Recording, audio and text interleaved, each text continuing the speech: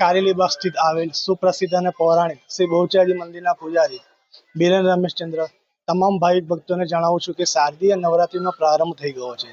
આજે શારદીય નવરાત્રિનું 7મું નોરતું એટલે કે સાતમ છે અને આવતીકાલે અષ્ટમીનો હવન છે।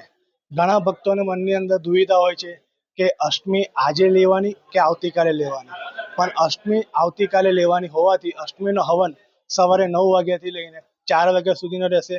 આવતીકાલે અષ્ટમી હોવાથી સવારે મંદિરનો સમય 6 વાગ્યાથી લઈને રાત્રિના 11 દરમિયાન આખો દિવસ મંદિર ખુલ્લું રહેશે તથા આ નવરાત્રિના 9 દિવસ માતાજીના ભક્તો માતાજીને જપ તપ અનુષ્ઠાન જવારા વગેરે વાવે છે અને માતાજીનો આશીર્વાદ પ્રાપ્ત કરે છે।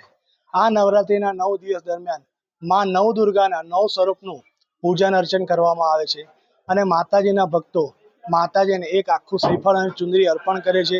માં બાળા બોરચે દરેકની મનોકામના પૂર્ણ કરે છે।